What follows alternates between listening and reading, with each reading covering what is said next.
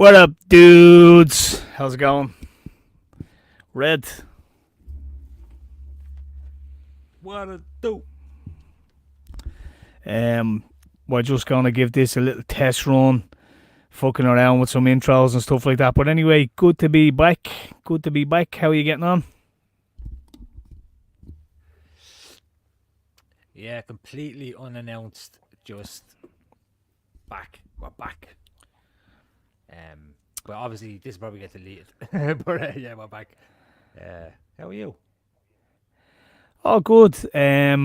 Obviously we've. I don't know. People probably suss it out pretty quickly, but we've a slight delay issue. But we'll soldier on. We'll work out the kinks as we go. Oh, good man. The world's pretty much gone to hell since we were last talking. What's it, a couple of years ago?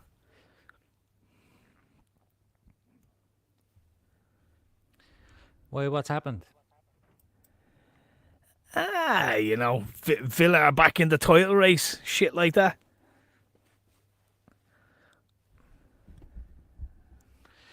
No, no, we're not feeling are about to capitulate. It just popped up there that Bob Kamara is serious ligament injury. He came off with, so he's out for the rest of the season now. So it begins. The free fall begins. Yeah, I think you were probably a bit gun shy during the January market to try and bring in some reinforcements, maybe up front. But I think a lot of teams have an eye on this financial fair play thing with what's happened with Everton, with Forest and stuff like that. So I think teams are reevaluating what they can spend and what they can't spend. No, we have a war chest there. We have money. Like Emery says, no, I like the team that we have, the dynamic. He knows what his team is, etc. And it's like that's all well and good, but what happens when you get an injury? And he's after letting go of three decent players as well. And it's like we need a big squad if we're going to be in these cups and the Europa leagues and pushing for a top four.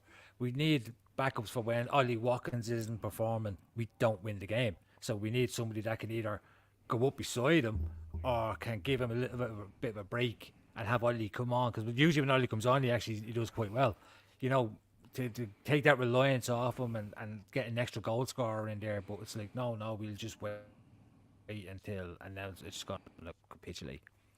Yeah, I remember years gone by. I remember Liverpool were playing with like Henderson and Fabinho at centre half. Like they just wouldn't go and buy a centre half. You're seeing that like Villa, just that little bit of I don't know. Like they've done so well this year, but it's very quickly the wheels can come off a season like that, and it can end up being a very disappointing season if you don't invest right. And it seems like they've missed a boat on an opportunity to reinvest in the squad during the winter months. We've actually a couple of people joining us there. Sorry, just going to pop up a couple of these comments, say hello to people before we continue. Uh, Stephen Roy says, "You up the lads? You up, Stephen? What's the crack?" Um, What, Mark Gillen, what's the fucking crack, deadly. Stephen? Mr. Jiu Jitsu. Uh, What's the crack, Mark? Michael Scondon, what up, y'all? What up? What up? What up? Um, who's this? Oscar, yup. What up? I What up? did not expect to see this after coming back from work. Let's go, get it. Good lad, good lad. Yeah, we're just kind of all the stuff is here. We should have been doing this probably a lot sooner, Red. We've been talking about coming back for a while, but life gets in the way sometimes, doesn't it? Sure does, sure does. It's always conflicting schedules, and the plan is in the next, 6 to 8 months, or whatever, that hopefully maybe this year to get a physical location. So we'll get rid of all this fucking, and it'll be just me and him in the studio, um, because getting rid of all this latency shit and all, we'll be just be in the studio. That's the plan, and we're going to do it properly. So we just says we'll pop back on, say hello to you all, and yeah, just kind of work out the kinks for the next couple of months, throw a few yokes up, and yeah, give our thoughts and opinions on how the Wayne Wolves have gone to O'Riordan, hell in a delighted handbasket. to see Well, is she is. back. Good lad. Yeah, to you up the lad, Uh, yeah. Um, to kind of. Randy, Liverpool are still shy at the same day. I'm glad. Is he a Liverpool fan? He's a Liverpool fan. Good lad. Good lad. We need a few e's in here.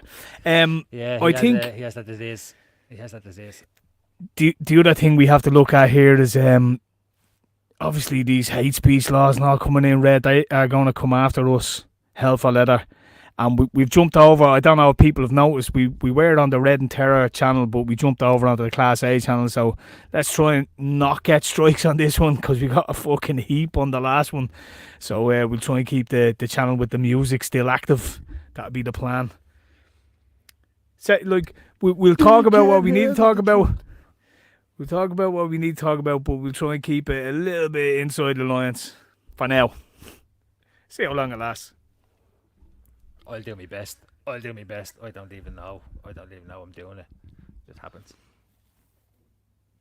So, you mentioned it there, Red. Klopp leaving. What do you think? How do you feel about it?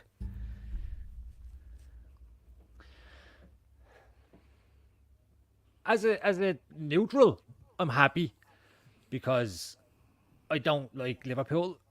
And I'll tell you why, right? Because here's the thing. I used to hate United and I always rooted for Liverpool, right? But then the polar axis switched and Liverpool fans became United fans and United fans became Liverpool fans. So then I just escalated to hating the both of you. So ever since then, I just wish ill upon Liverpool and Man United. And with Klopp going, I think that's a good thing for the rest of the teams. Harsh. But, okay, I'll give you that.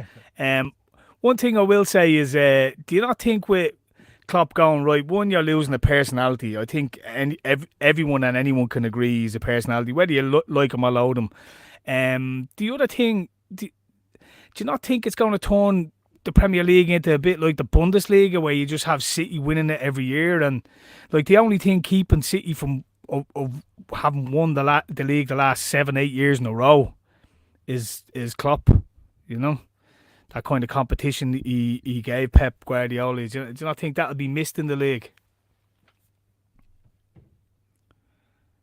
No, and I'll tell you why. Xabi Alonso's going to come in and just take over the mantle, and you're going to still push Man City. So it's because the thing about it, like, that's a Liverpool thing. But when you're Aston Villa and you're not going to win the league, you don't really fucking care. Like that's a like, oh, you know, it's given one team that's always going to win the league, isn't that? Look, when you're not ever going to win the league, it doesn't fucking matter who wins it. So yeah, boo hoo, bitch. But now I think Xabi Alonso's going to come in and he's just going to stay up there against them. I think, to be honest, I think we're going to do well. I think any team is going to do well to compete with City. When you look at the likes of that Savio, Youngflit and all, they're signing from Girona, they just have, whatever way you think they've done it over the years, if you just take it from an objective point of view, what they've built is an absolute, it's like Football Manager on cheat mode, what Guardiola has there. Like at Everton at the weekend, they needed to make a couple of substitutions. They bring on De Bruyne, Walker, and who's the other player they brought on? Fucking Grealish. Like 200 million worth of superstars to bring on to win a league. Jack Grealish, yeah. Yes, you know, you're never going to be able to stop what they've created. They have a squad. That's the thing about City. Yeah. The thing about City is they have a squad. Most teams else have a good first 11, and then they have their subs for a reason.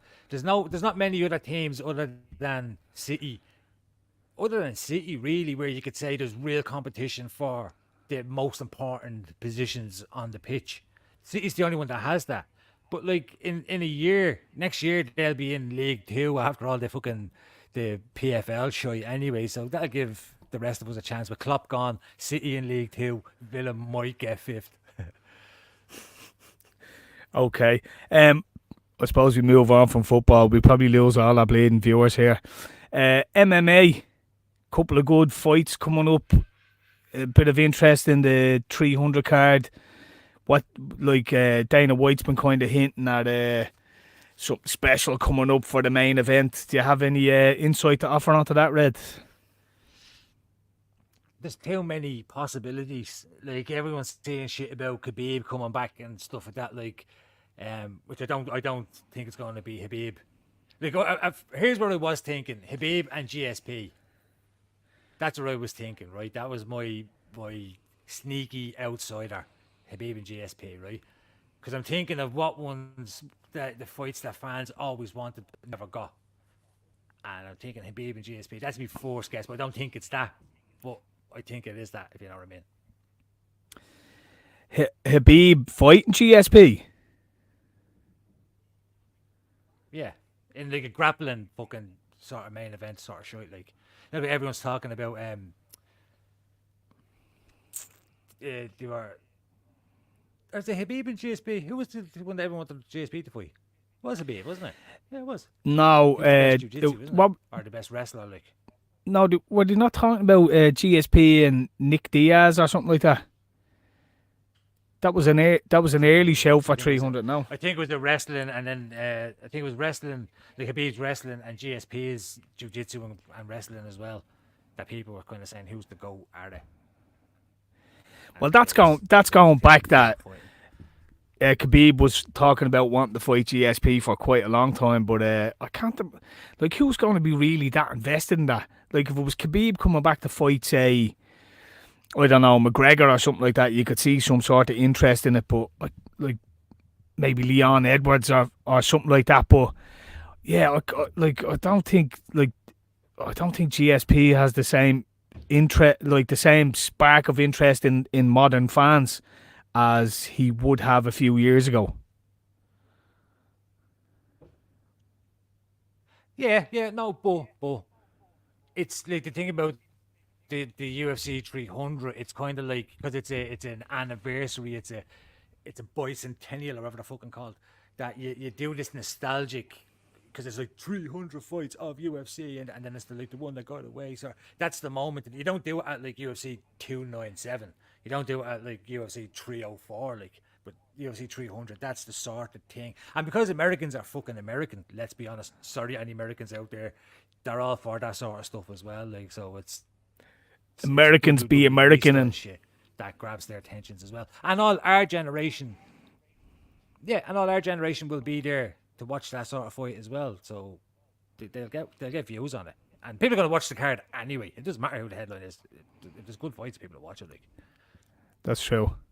Right, we've a couple of fights coming up. We've got Ilia Topuria against Volkanovski coming up in the next few weeks. Any early shouts on that? I don't, like. Do you know what? Like, yeah, man, Topuria is fucking. He hits hard, man. I have a bad feeling he's going to win. Right. Did you see the Volkanovski kind of skiff video that he did? It was for like one of these betting companies, but brilliant. Yeah, I wanted to ask you that. It was top notch, wasn't it? Yeah, he acted it so well, and he done the whole old man thing so fucking well, like, and just completely poker face. Because usually when you get people like that into an acting environment, there's always some, like, we just take the best take. Whereas he actually smashed that. Like, it was fucking brilliant. It was very, very well done.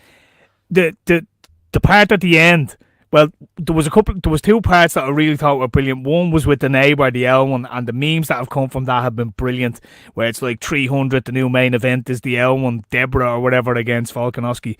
The other part was he was going to do his reply and he gets a typewriter out at the end. I thought that was brilliant. They nailed it. Great job, lads. Well, I seen the typewriter joke coming. I'm not going to lie. That's a stereotypical old joke. If I was battling somebody and they were old, I'd throw that into an old joke. But yeah, that was done brilliantly, and like it's the kind of like the little moments and the eyes and the what, or he puts on the thing and then it's recorded over, and then you go back and you just that's all very good. But yeah, I seen the typewriter thing, but the neighbour was very good as well. Go back into your hexagon.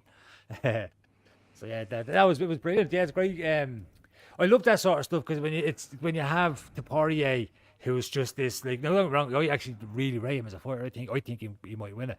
But when he has this kind of just typical UFC fighter, he's going to be dead, and I'm already the champion, and he's just holding the belt for me.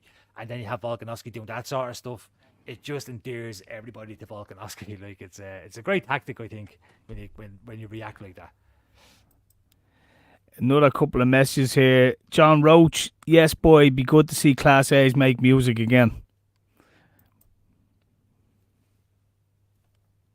What's the next comment? Yeah, yeah. So anyway, 299. We may as well get through some of the MMA. 299. You have Cheeto against Sean O'Malley. You've got Saint Denis against Poirier. A couple of other decent fights. Any shouts for that? That's a good fight. That's a good fight. I think Poirier and Saint Denis is going to be the best fight of the night. Yeah, it's definitely going to be a coming out party for Saint Denis if he can get it done. Like what he done in his last fight. Who was he fighting again? The other American fella was fucking decent as well, but he played and smashed him. He did. Can't remember who. Yeah, as well, and he wasn't Brad. No. Because that's the thing about the weird lads, the names, even footballers now. I struggle naming Aston football player, Aston Villa. Aston football player. Like, it's just I can't think of fucking names anymore. Even though he said Volkanovski there, and I was like, I'm glad he said it because I literally couldn't think of Volkanovski's name, and I only watched the ad about half an hour ago. So yeah, sorry about that. One thing I will say is that I thought since the start of this year, a lot of the UFC cards have been very fucking shit. Like I've lost a lot of interest in. I used to watch most fights, so even if it was only a fight night card, I'd still, the next day or whatever, I'd download the prelims and watch them. I'd stick them on the phone or whatever, and I'd watch them even over the next couple of days. Like I found myself a lot of the fights they're not catching me attention anymore. It's like I don't know. Something just isn't sitting right with me. It's like they've got lazy. They're doing them in the apex. It's like they're not bothered. Like there's so much focus on this 300 card and other big fights that even on the smaller events, it's like Dana's not even arsed. He's just throwing them together because he has to. He's contractually obliged to put these together. Don't know if you noticed that. Well, to be honest with you, I don't even think he's involved in that process anymore. I think he's just delegating the big ones, and he probably has like 2 or 3 people that are like fixture picking. That's what it seems like. That's how it seems it's gone. Especially with the WWE takeover shy. Dana's more invested in the update, so he's probably just dealing with the Premier League and letting fucking the rest of the FA take care of the Championship and League 1, League 2. You know what I mean? Off the UFC. Right. What do you make of Strickland?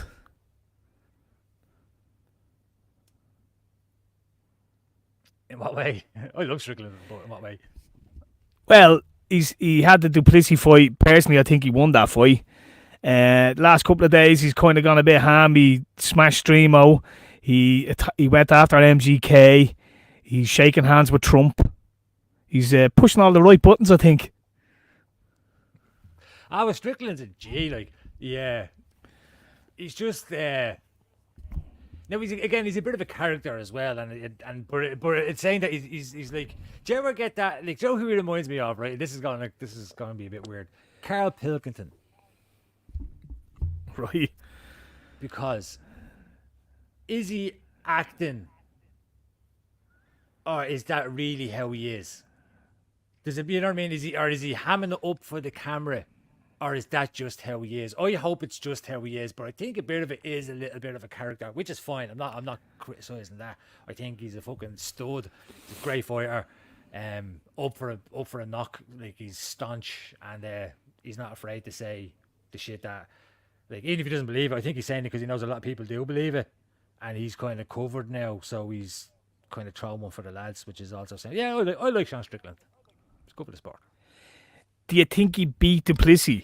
That's what I want to know. Oh.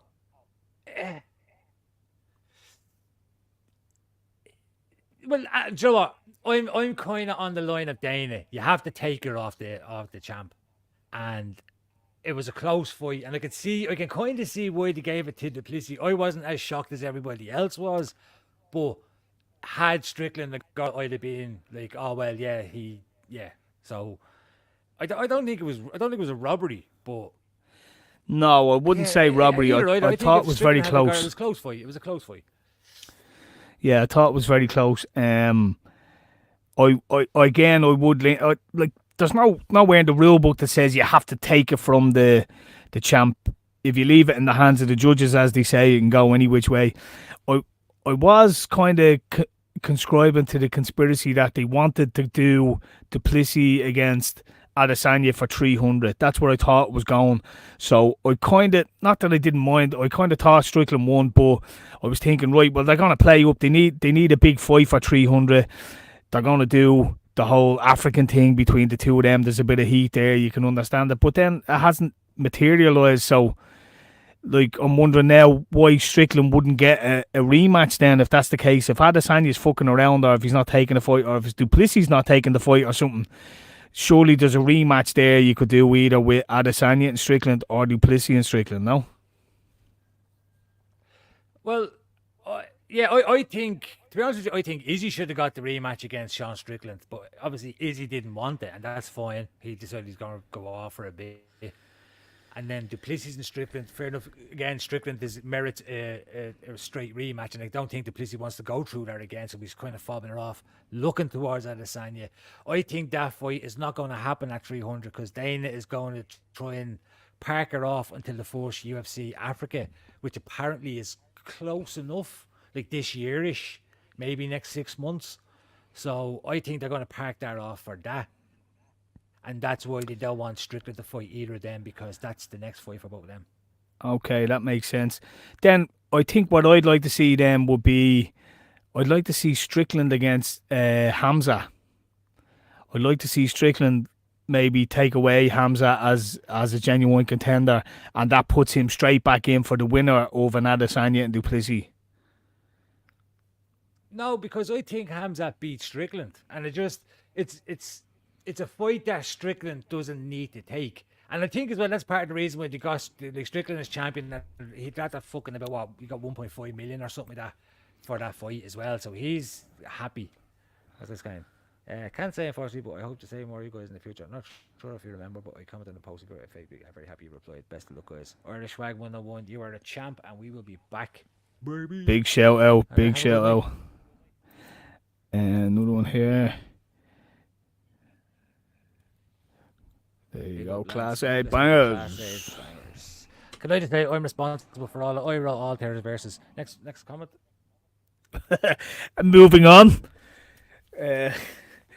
Yeah, I'll give you a few bars here and there, definitely. No, but the thing about the thing about it as well is it's all all the conspiracies are always going to come out, and there's always a motive, and sometimes it is just what it is. You know what I mean? Some people trying to overthink it. Like I've seen people say there was a conspiracy they took her off Strickland because of how outspoken he is, and with the Bud Light getting involved now, it was like so. I just think the judges sometimes you get, and that's what I'm saying. Like I know it's no particular rule that you have to take it from the champ, but it's a good. For me, it works because obviously if you 5-0 him, like if you beat him, it's a no brainer. But that's you taking it from the champ. If you go in there and it's down to the last round and you both give it a bash, I think you have to give it to the champion. I think. I just think you should. I remember, was it Demetrius Johnson for Henry Cejudo? And I remember Demetrius was on like a stupid streak as a champion, and he'd beaten Cejudo already, and they went in. It was a very, very close fight. There was nothing really in it, and I remember Cejudo getting the nod, and I remember there was a big deal of it at the time where it was kind of like, you know, in a situation like that where you have such a long reigning champ, it really, the impetus has to be on the challenger to go and take it. And when it's very tight like that, how can you take away, you know, someone's legacy like that on the back of a very contentious, close decision? But that's fighting, you know, that's judging. It's not as dirty as boxing, but Yeah, and but the beauty of it as well is though, right? And there's a kind of like a poetic justice behind it, because when it's that close, you'll always be the people. You're always going to have people fight your corner. Again, if he gets starched, that's the end of your record, and you got starched, and people will kind of know you for that more than the 34 plus win streak. So it's kind of a good thing. Like, obviously, no, it's better to win, obviously. But if you are going to lose, you'd rather lose on a close contest as well. That's so that the fans can still say, "No, man, you fucking won that," and you can always say, "I'm 35," you know. And to be honest, I don't think the belt changing hands. I find it in a lot of cases, whether it be contentious or not, when it's changing hands regularly, it brings up lots of interesting matchups and different storylines and stuff like that. Where if you have a guy like, it got to the stage with Adesanya where he'd beaten nearly everyone twice. Same with Kamaru Usman, he beat nearly everyone in the division twice. Even a guy puts together a couple of wins like a Whittaker or stuff like that. You're kind of going, yeah, but I don't want to see him fight again. Or like Max Holloway with Volkanovski. So sometimes when the belt changes hands a couple of times quickly in succession, it throws up very interesting scenarios that you can then lay out in terms of matchmaking and stuff. Like say Islam's won a couple of fights now, but when Charles won it, there was some interesting things. But say somebody beats Islam now, then it throws up other matches that can happen that wouldn't be able to happen if Islam keeps winning. If you get me, you know what I mean?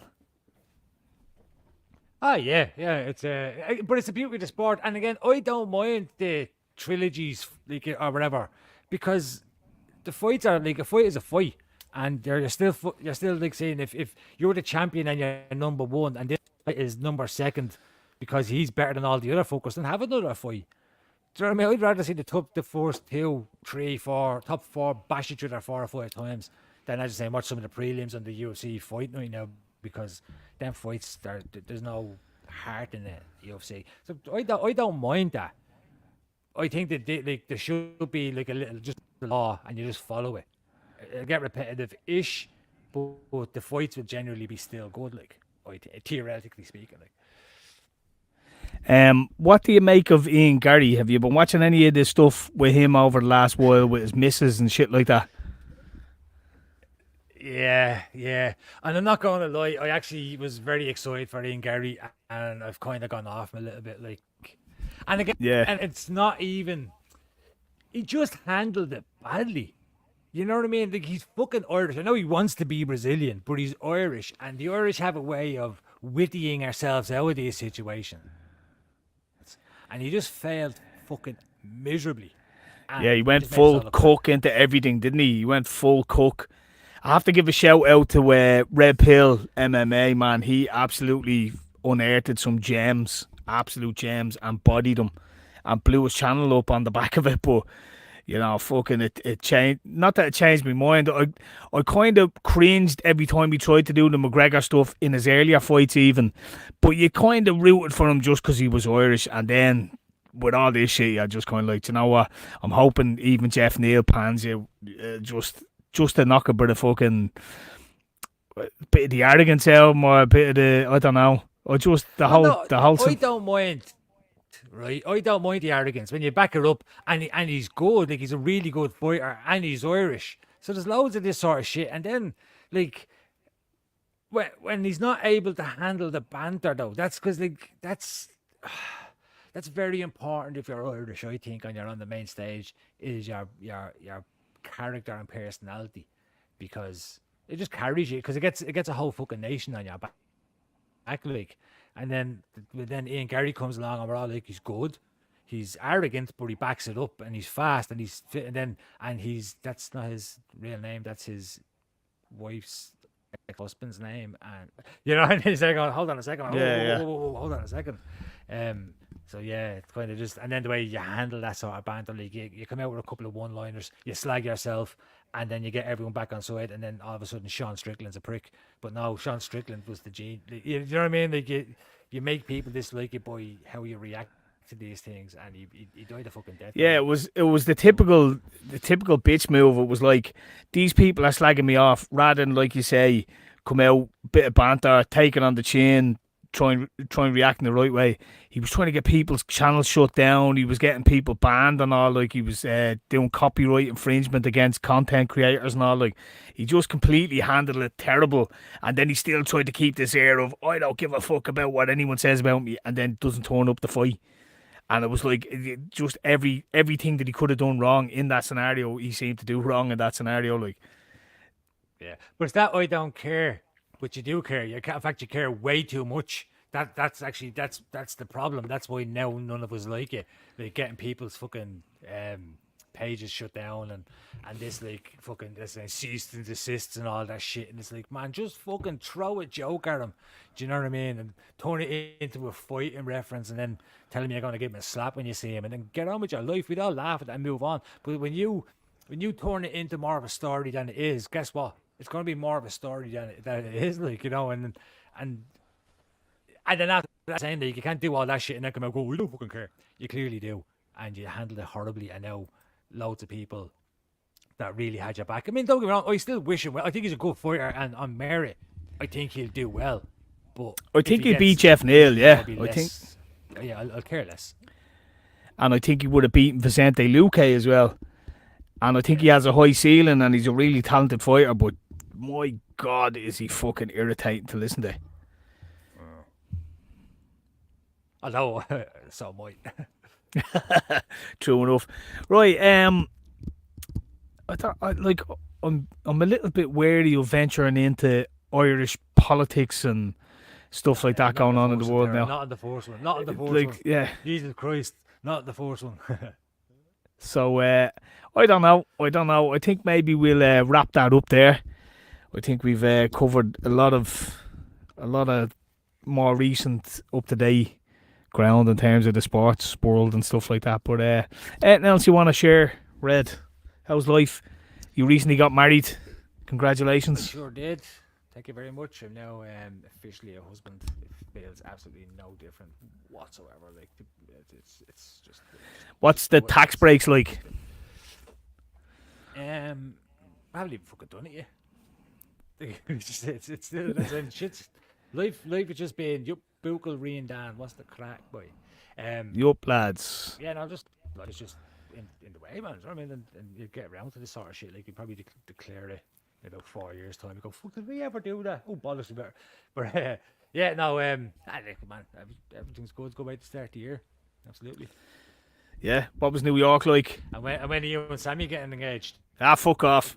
There, Sammy, I fucking told you I'd do it, didn't I? Fuck off. Stop. Get it everywhere, boys. Leave me alone. Marriage is for losers. That's actually what 2024 is for. We're going to set a petition up to get Tara to propose to his missus. You should get like a fucking GoFundMe going get or something like that. 1,000 likes on this fucking video. Yeah. See, we don't all fall into that trap that you fell into, Reg. You know what I mean? Your missus told you it was for the tax break, but it wasn't. Lads, just to lock you down. Lads, and tell yous, fuck this 40,000 wedding shy. We went over to New York, and luckily we had friends over there. But even if you don't, I mean, if you take $5,000, you're going to get a trip to New York. You get married. It's like it was 45 for and it's a proper marriage as well. You don't have to do it back over here when you sign that and you get the license. So $45 for the license and $45 for the wedding. Man, I paid for my whole wedding on my watch. Like, and then we had 4 days then to fucking little honeymoon in New York. Like, got back then sorted. There's none of this. And even I'll tell you a little story as well that I always this is what I always tell people about it. Like the morning of it. She was sitting there with the two lads. I was having a cup of coffee. They were having mimosas, laughing, joking, reading the paper. No stress, no panic, no anxiety, no nothing. We're just going, no way, we're getting married in about 3 hours. No best man speeches. Exactly. I would recommend it to absolutely anybody. And then if you want to have a party when you get back, do that. But I tell you, don't be paying 40 and 50,000. Because I'm still as married as somebody who just paid 60 grand on the wedding. We're still the same married. But we just haven't got all that. See, Red, what you could do for a honeymoon is you could head to Mexico, join one of them caravans, migrate into America, get relocated to New York and put up, You know what I mean? Spend the money, get married. As a ginger, I don't really want to go near Mexico. Very warm. They have what do they wear? Ponchos. Get you a poncho and a nice hat. Get a sombrero on, yeah. Yeah. No. All right. No, but honestly, that's if anyone takes anything away from this podcast, that's what you do, lads. I'm fucking telling you, throw a party on when you get back. Bing bang bosh, 5k. Still waiting for that party, Red. Oh, it's Where's not that happening. party? Getting a mortgage.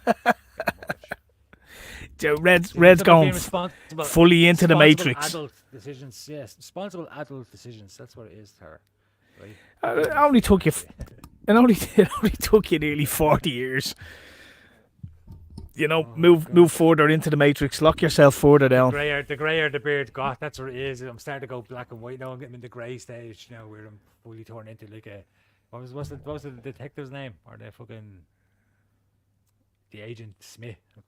Turn into an Agent Smith now. Just Right. like a. You're a full part of the Matrix. Right, well look, we'll wrap it up there. But folks, it's good to be back. Thanks for all the messages. Everyone Cheers, lads, for tuning in.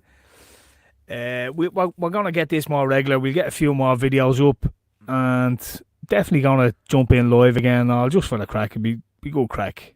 Join in. Yes, sir. I'm not gonna ask you to subscribe or anything like that. Do whatever the fuck you want. Enjoy life and peace out, bitches.